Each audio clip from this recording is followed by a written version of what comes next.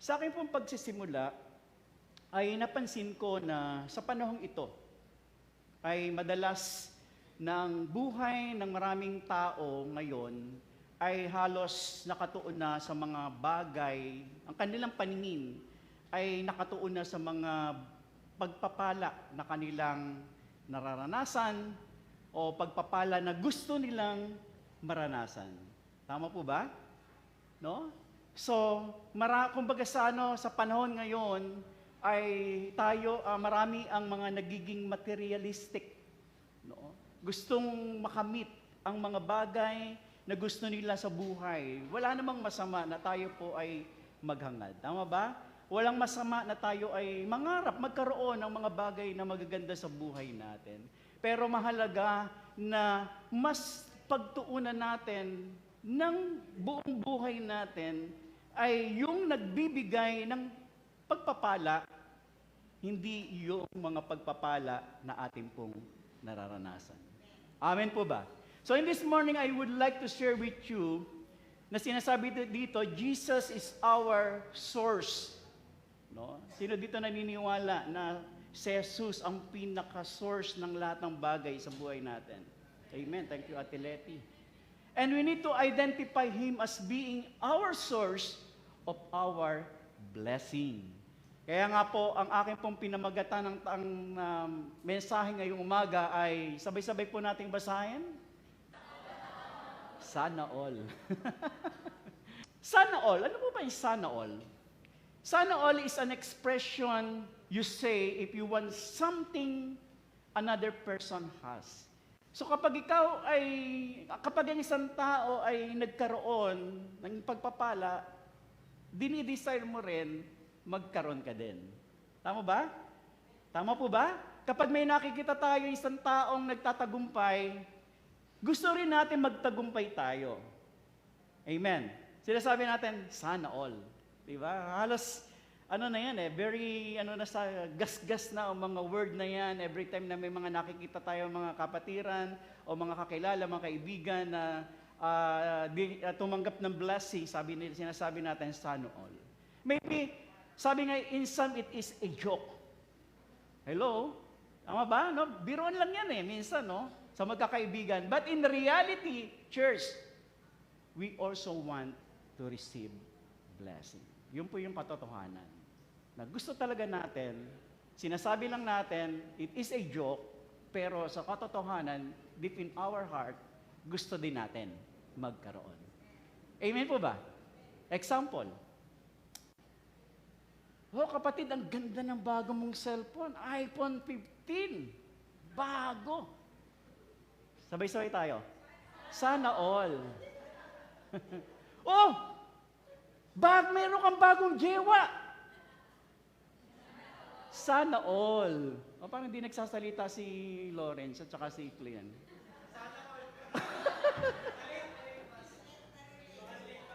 Na late? Wow, astig yung bagong chideng. Sana all. Wow, palapakan natin ang Panginoon. So, nakakatuwa, no? Sometimes talagang biruan na lang natin yon. Pero in reality, sabi nga natin, gusto natin din magkaroon tayo. So remember this, God already had planned in our life. Amen po ba? God had already planned in your life. Alam na ng Diyos talaga na kailangan mo yan. Alam ng Diyos na nagdi-desire ka ng mga bagay na yan. Tama po ba? Pero dapat natin maintindihan, saan ba tayo dapat dumipende o saan tayo dapat magtiwala upang makamit natin yung mga bagay na dinidesire natin. Sabi nga natin, wala namang masamang mag-desire. Walang masamang mangarap ng mga bagay na magaganda sa buhay natin. Pero kailangan alam natin kung saan tama yung source na pinagkukuhanan natin at pinagtitiwalaan natin. Dapat doon tayo sa tunay na nakakaalam ng tunay na plano ng Diyos sa buhay natin para hindi tayo nasasaktan. Tama po ba? Di ba? Ito, sa katotohanan sa panahon ngayon, ang dami-dami na po, no?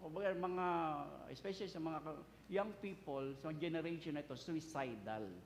Bakit sila nagkakaroon ng suicidal attempt? Kasi nga, kapag hindi nila nakamit yung mga dinidesire nila at gusto nila at nakikita nila yung mga kaibigan nila sa social media na parang nag-aangatan ng buhay, gumaganda ang buhay, pero nakipag-picture lang doon sa kapitbahay na magandang bahay, nahi-hurt tayo. Bakit ganun? Bakit siya? Ang ganda na ng bahay, ba't kami hindi pa? Pero sa totoo lang, hindi naman talaga kanyang bahay, nakipicture lang. Tama ba?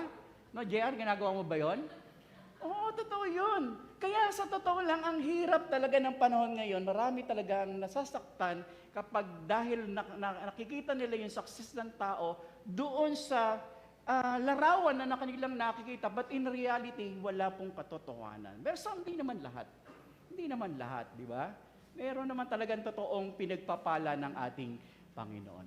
So, sa ating pagpapatuloy, kung kayo meron dalang Bible, let's open your Bible in John chapter 6 verses 1 to 13. Dito po iikot yung ating pong pag-uusapan sa umagang ito. John chapter 6 verses 1 to 13. Bakit pa ito umiikot? John chapter 6 verses 1 to 13. After this, Jesus crossed over to the far side of the sea. Pares ba tayo ng translation?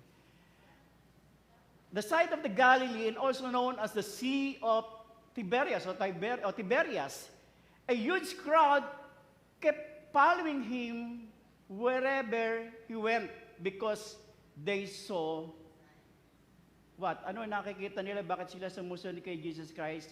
Miraculous signs as he healed the sick. Hello? Sinasabi dito sa ating binasa, many people are following Jesus. Bakit sila sumusunod kay Jesus? Because of the miraculous sign na kanilang nakita na Jesus healed the sick. Pinagagaling ni Jesus ang maraming mga karamdaman.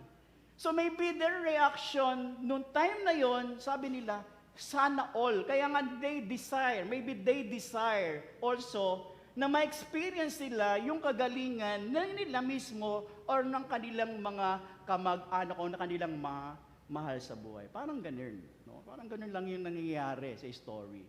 And verse 3, then Jesus climbed a hill and sat down with his disciples around him. Sabi ng verse 4, dinagdag yan, it was nearly time for the Jewish Passover celebration. Meron po rason kung bakit yan inilagay. So Jesus soon saw a huge crowd of people coming to look for him. Then turning to Philip, and he asked, where can we buy bread to feed all these people? He was testing, sabi dito, no, sa sulat, sa kwento ni John, yung klase ng pagtatanong ni Jesus kay Philip, the reason kung bakit tinatanong niya sa Philip saan makakakuha ng makakabili ng pagkain or whatever, he was testing Philip for pasin nyo, yung next verse, next phrase, he already knew what he was going to do. Verse 7, Philip replied, so reaction ni Philip, even if we work for 8 months, we wouldn't have enough money to feed them. Sabi ni Philip, hindi sasapat kahit na buong sweldo natin ay pagsamasamahin. And verse 8 then, and Andrew, Simon Peter's brother, spoke up, and 9, there is a young boy, sabi diyan, here with 5 barley loaves and 2 fish. But what good is that with the huge crowd? So may batang nakita si Andrew at sabi niya, itong batang ito meron dalang tinapay at meron dalang isda. Pero sabi niya hindi sasapat ito. Verse 10, tell everyone to sit down. So ito yung sinabi ni Jesus Christ, tell everyone to sit down. So they all sat down on the grassy slope. And the men alone, no, sabi nung description ng Bible or sa sulat ni John, the men alone numbered about 5,000. So ibig sabihin, yung dami ng tao is more than 5,000. Hindi lang 5,000 yung tao. Ang binilang lang na 5,000 is only the men. Mga lalaki lang. Hindi kabilang ang asawa, hindi kabilang yung mga anak nila na kasama nilang sumusunod doon. So only the men yung 5,000. Then Jesus took the loaves, gave thanks to God, and distribute them to the people. Afterward, he did the same with the feast, and they all ate as much as they wanted. No? After na mai-present ni Jesus Christ yung tinapay at yung isda sa mga tao, they all ate as much as they wanted. Alam niyo, kung kayo po ang naandoon sa panahon na yon, hindi ka na mapapasana all. Kasi full na eh. Punong-puno na. Tama ba? Kasi kaya lang naman nasasabi mo sana all kasi wala ka pa. Pero that time, kung ikaw ay kabilang doon sa 5,000 men na naandoon sa scene na yon, hindi mo na masasabihin sana all. Kasi busog ka na. Kaya nga sabi niya, they all ate as much as they wanted. Hindi patikim-tikim lang. No? Hindi yung patikim-tikim lang ng, tawag dito, yung pinapaamoy ka lang ng lolo pops, parang lang kundi talagang grande yung kinain nila. Talagang nabusog sila. And verse 12, after everyone was full, Jesus told his disciples, now gather the leftovers so that nothing is wasted. So they picked up the piece and filled 12 baskets with scraps, the scrap left by the people who had eaten from the 5 barley loaves. Tayo po'y manalangin. Panginoon, salamat po, O Lord, sa pagbibigay mo sa amin, Lord, ng understanding sa word na ito na amin pong binasa. Tulungan mo kami, O Diyos, na ma-experience namin yung tunay na pinagmumulan ng pagpapala, O Diyos, kundi ikaw lamang. Tulungan mo kami, Lord, na ito po'y makita namin, O Diyos. Ito po aking dalangin sa pangalan ni Jesus. Amen. So, a quick background lang po. Yan, tapos na po tayo. Quick lang eh. A quick background, the miracle feeding of 5,000 is a great story happened in the Bible. Tama po ba? Are you agree? Na kung saan ikaw ay naka-experience ng ganung klase ng himala na masasabi mo nga, kung sa panahon natin nangyari yon, sasabihin ng marami sa atin, sana all. So during their time, mayroong mga himala silang na-experience. Ang mga Israelites ay may mga miracles silang nararanasan, pero hindi sila nakakaranas o nakakita ng himala na meron pong pinapagaling. Nasusundan niyo po ba ako? May mga miracles silang na-experience during their time, pero wala silang na-experience o nakita na mga sakit na pinagagaling. At medyo nakakagulat pa yung statement ni John na sabi diyan, it was nearly time for the Jewish Passover celebration. Anong connection nito? Para po i-testify na ng mga tao naka-experience na nakakain that time na there is something different during the Passover day. First time. Kasi ano po bang nangyayari during Passover day? During Passover day, they could only eat unleavened bread. Ano ba yung unleavened bread? Tinapay na hindi hinahaluan ng lebadura. Hindi hinahaluan ng pampaalsa. Yun po ang pagkain during the Passover day. No, walang pampaalsa. Pero yung mga nakasaksi, even si John na nakasaksi, ang kinain nila ng panahon na yun ay isang ordinaryong tinapay at isda na hindi pangkaraniwang kinakain sa panahon ng Passover Day. So parang kakaiba. Parang kung nag-birthday ka, iba yung klase ng yung mga handa mo nung time na yon compared doon sa mga last year na nag-birthday ka na kapit tinapay lang, pagkatapos na following year, nanagana ka, ang daming dumami ang tinapay, parang gano'n. Iba ng pinagkaiba. Pero yung parang sa kanila is kakaiba. Yung kanila, yung experience nilang miracle nung kasama nila si Jesus Christ. So in general say, because of the miracles they experienced, bumubukas ang aking pasensya na po. Nagja-diet na po ako, kaya Because of all miracles they experienced with Jesus, naisip nitong mga people na to, itong mga taong ito, na ito na ang matagal nating inaantay na Messiah. Hello? No? Ito na kasi, meron silang paniniwala, meron ikang darating sa mundo na isang propeta. At dahil dun sa mga himala, at dahil dun sa kanilang mga na-experience sa mga miracle, kay Jesus, naisip nila, eto na yung matagal nating inaantay na Messiah. Na si Jesus, yung tinasabing propeta na darating, na ipadadala sa atin. Siya na ang Messiah na matagal nating inaantay. Teka, ano ba yung Messiah? Nung kabataan namin, nila Kuya Jerry, sino ba mga kaidaran ko dito? Kuya Jerry, Kuya Joe. Tama ba? Ang kilala nating superhero na tagapagligtas, si Leon Guerrero. Tama ba yan? Si Julio Valiente. Nakabutan mo ba yan? Ay, hindi na eh. Tama ba? Yun yung mga Kuya Bayat, di ba? No? Fans ka ba ni Lito Lapid? No, ito yung mga tao na kapag merong inaapi at pinahihirapan, meron darating na tagapagligtas. Yung panahon namin, sila Leon Guerrero yon, sila Julio Valiente. No? Parang yun na. Pero ngayon, iba na. Hindi na sila yung mga kilala natin. Sino na? Ngayon, ang mga kilala natin, si Mia, si Balmond, si Saber, sino pa? Si Alice, at si Nana. Tama ba? Yun ang mga superhero natin. At ang kauna-unahang naging tagapagligtas superhero, ngayong panahon ngayon, si Matilda.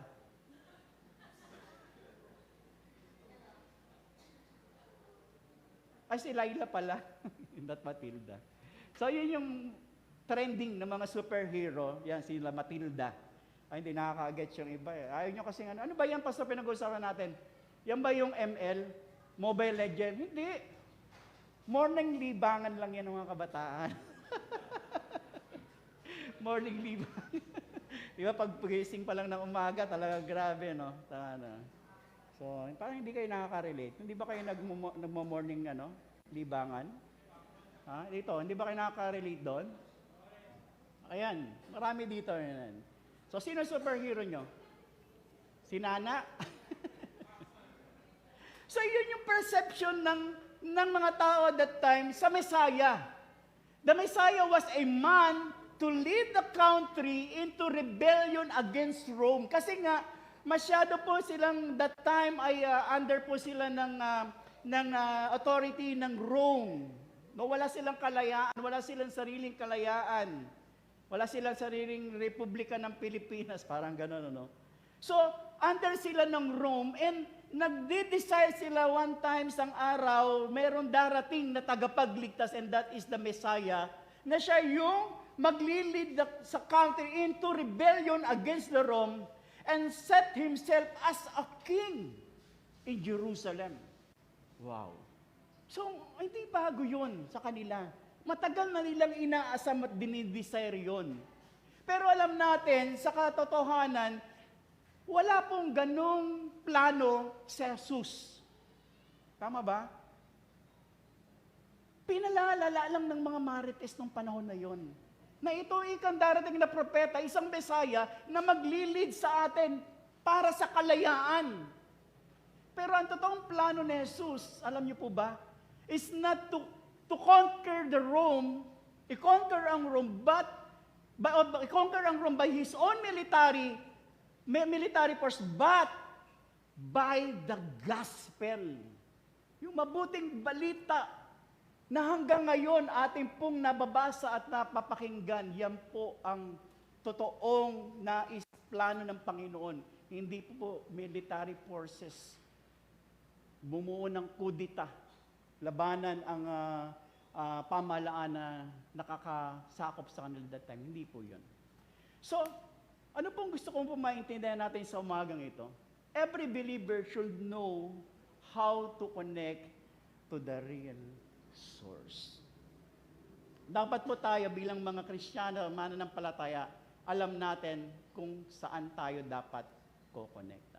Every believer should know how to connect to the real source. Sino po yung real source natin? Si Jesus. So number one, never assess a difficulty in the light of your own asset. Madalas sa buhay natin, kapag meron tayong mga bagay na nararanasan, we assess problem based on what? Based on the resources we have in our hands. To solve isang problema sa atin, lagi madalas nakadepende tayo kung ano yung nasa kamay natin. Dito tayo dumidepende. Dito tayo nakatuon to solve yung isang problema. Pinipilit natin ayusin yung problema kung ano yung meron tayo, kung ano yung kakayanan natin, kung ano yung kaya mong gawin. Yun yung madalas na ginagawa natin. Pero tandaan natin, we people, we are limited resources. We have a limited resources. Tama ba yun? May hangganan ng ating kakayanan. Do alam ko matalino ka. Do alam ko magaling ka. Pero may hangganan ng kakayanan ng isang tao. Hindi po nagtatagal yung resources na meron tayo, yung sarili nating kakayanan. Kaya nga sinasabi lagi ng isang matalino, huwag kang manangan sa sarili mong lakas at talino. Bakit? Bakit tayo challenge na huwag tayong manangan at magtiwala sa sarili nating lakas sapagkat yun nga, limitado lang ang kakayanan natin. Tama ba yun? Hindi nagtatagal, meaning hindi sapat kung anong meron tayo upang maayos ang mga bagay, mga problema, sitwasyon na dumarating sa buhay natin. Sa halip, ano pong gusto ng Diyos sa atin? Kumapit tayo, dumepende tayo doon sa hindi nauubusan ng paraan. At walang iba kundi sino? Si Jesus. Amen po ba? Kahit kailan, ang Diyos ay hindi nauubusan ng solusyon o paraan sa mga problema po natin. God has infinite, unlimited, and never-ending resources solution. Wow! Pwede ba natin palakpakan ang Panginoon? Church, yan po yung katotohanan. Dapat maintindihan natin kung saan tayo dapat dumepende sa panahon na tayo pa may pangangailangan sa buhay. Kaya nga sabi nga natin, binasa natin kanina, alam na eh. Di ba? Tinanong niya si Philip, alam na eh. Alam na ni Jesus kung ano dapat niyang gawin. Pero tinanong pa rin niya si Philip to test yung kanyang faith. So sabi ng verse 5, he asked Philip, where can we buy bread to feed all these people? Yun yung tanong ni Jesus. Where can we buy bread to feed all these people? Hindi niya tinanong, how shall we buy from them? O how much the food will cost? Hindi yun eh. Kasi alam na nga ni Jesus yung kanyang solusyon. Kaya ang tanong niya, where can we buy bread to feed all these people? Para lang i-test yung faith ni Philip that time. Because God has already a plan nung panahon na yon. And I do believe even in our time, alam na ng Diyos yung plano niya sa buhay mo. Alam ko marami kang desire. Every time nakakita ka at nakapanood ka sa Facebook, sabi mo, sana all, sana all. Pero, hindi mo ba alam na kung ikaw ay connected dun sa right source, alam na ng Diyos kung anong kailangan mo. Alam na ng Diyos kung ano yung dapat at nararapat sa'yo. Mag-antay ka lang. Darating din yan. Tama ba? Amen po ba? Huwag kang maiinip. Sino pa dito naiinip na? Pwede pong tumayo para maalis ang inip. Diba?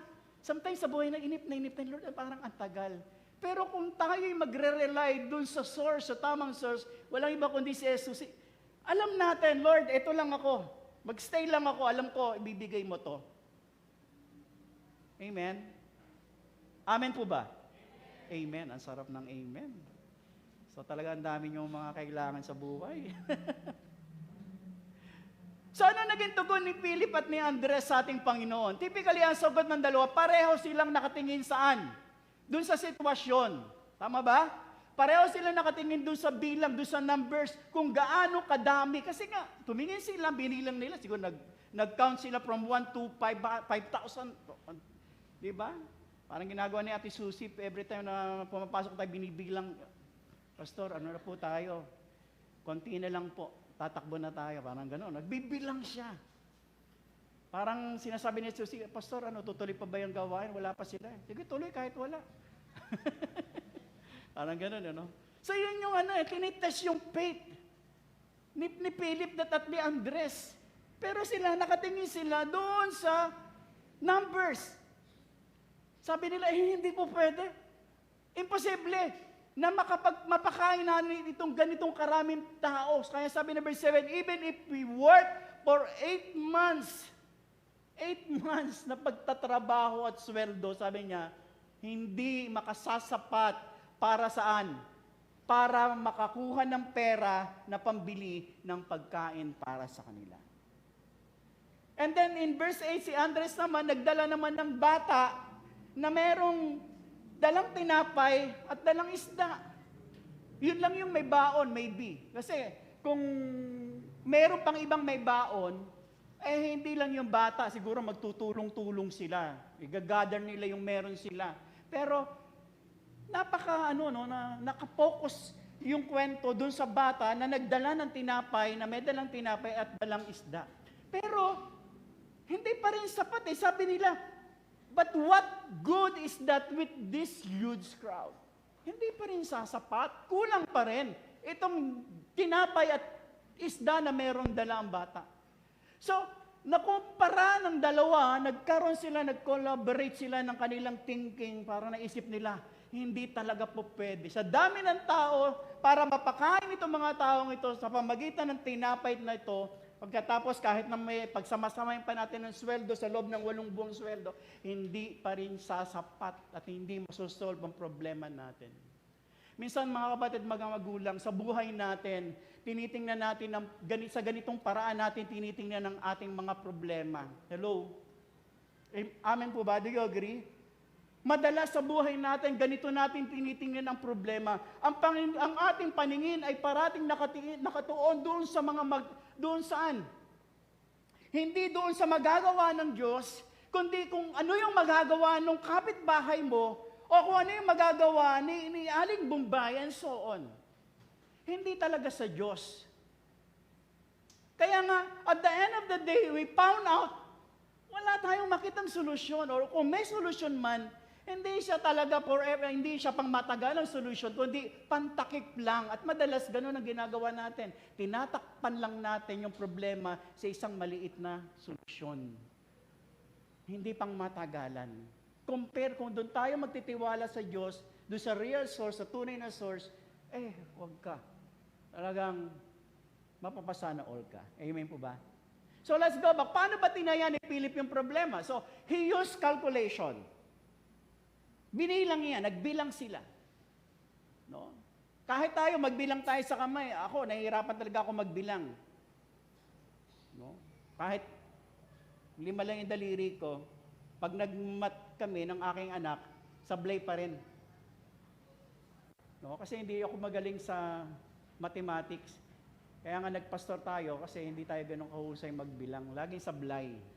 Diba? Nag-report ako Sabi ni Ate Ami, bakit nag-report ka? Nasaan yung iba? Hindi ko naisip, kailangan pa ba yung iba? Kaya iba naghanap nagbigay kami, nasaan yung aming binigay? Ayun, kaya maganda talaga mayroong mga accounting na kaibigan tayong mga kapatiran. Ayan. Palakpakan natin yung ating mga finance. Ayan, talagang ang uhusay po nila, walang makakatakas po sa kanila. Kaunting sentimo, talagang bilang na bilang nila kung saan po napupunta. Amen po ba? Amen?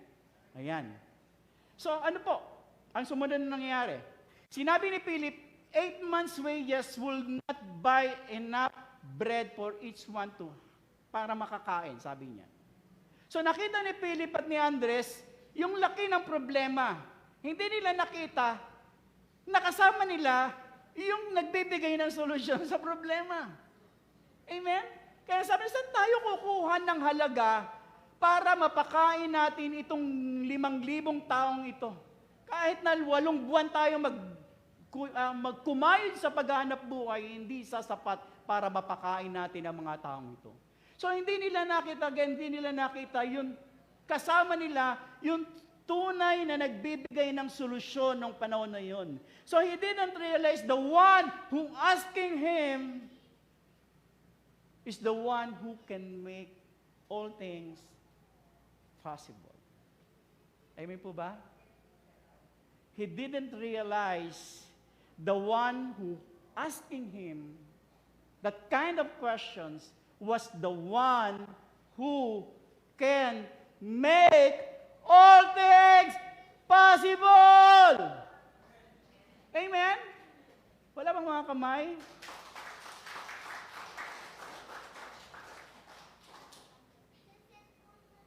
Hindi nila nakita na meron na they had a small amount of food. Masyado silang nag-focus sa problema. Hindi sila nag-focus doon sa kung ano yung mga bagay na posible na pwedeng mangyari. At makita yung pwedeng pagtiwalaan ng panahon na yon. Hindi nila nakita, kasama nila yung the great provider, and that is Jesus Christ. Honestly, sa buhay natin, mga kapatid, gaano kadalas na hindi natin nakikita that we have a great source and a great provider. Sa panahon na tayo po yung nangangailangan, whatever. Diba, minsan talaga nangangarag tayo, natataranta tayo, hindi natin alam ang gagawin natin sometimes. Remember this, Jesus is our great source and our great provider. Amen? Amen po ba? Pwede mo masabihin sa katabi mo, Jesus is our great source and our great provider.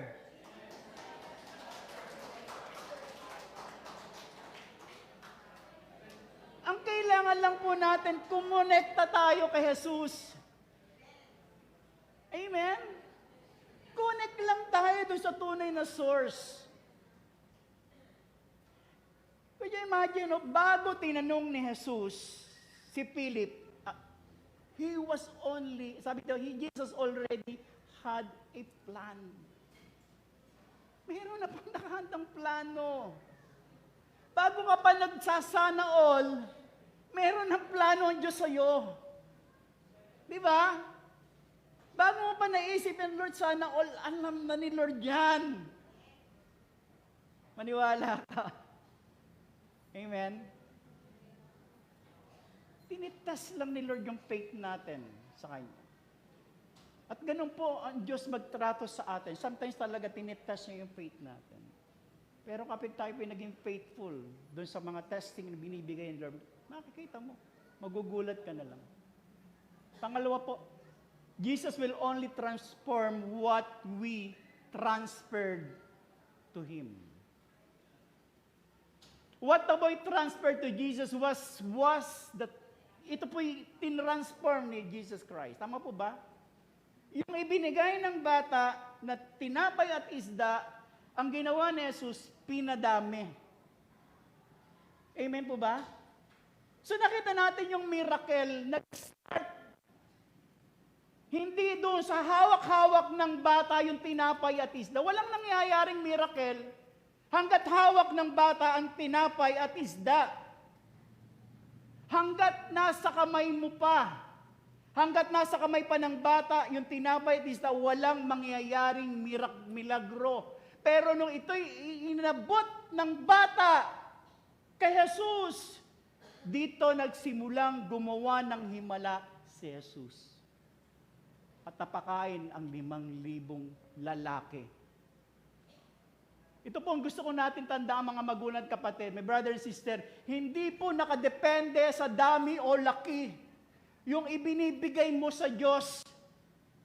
Kapag ito ay nanatiling nasa kamay mo, wala pong mangyayari. Walang miracle na mangyayari.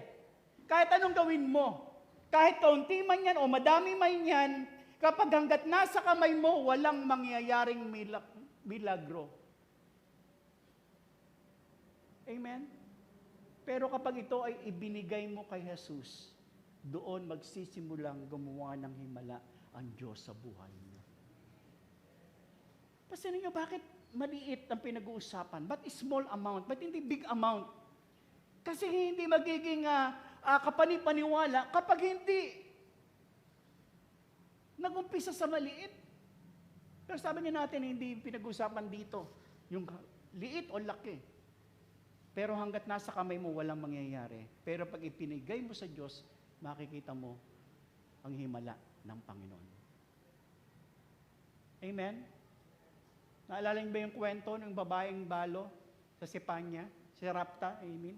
In 1 Kings chapter 17, anong ginawa nung babaeng balo? Yun na lang yung kanilang huling hapunan. At kapag kinain nila yon, kinabukasan, wala na silang kakainin pang ng kanyang pamilya. But when she surrendered these little things, this little flour or this little oil to the prophet, ano po nangyari? In 1 Kings chapter 17, God multiplied it. Diba? Nag-multiply yung kaunting harina, yung kaunting langis na meron yung babaeng balo, inoffer sa propeta, binoffer kay God, minultiply ng Diyos. Because God is a God of multiplication. Sa buhay natin, maraming natatakot tayo na kapag binigay ko ito, mawawalan ako. No. Hindi po tayo mawawalan. Kung naniniwala ka na God is a God of multiplication, huwag kang matakot. Dahil naniniwala ako, kapag yan ay pinagkatiwala mo sa Panginoon, pararamihin ng Diyos. Because Jesus is the source. Amen? Siya po yung tamang source ng pagpapala. Amen po ba? Amen po ba? Kailangan po natin magtiwala. Kapag tayo pinagtiwala sa tunay na source, katulad ng ginawa ng Diyos sa harina at langis ng babaeng balo, makita natin, dumami ng dumami yung harina at saka yung oil. This is the challenge. When you give to God what is in your hands, expect the incredible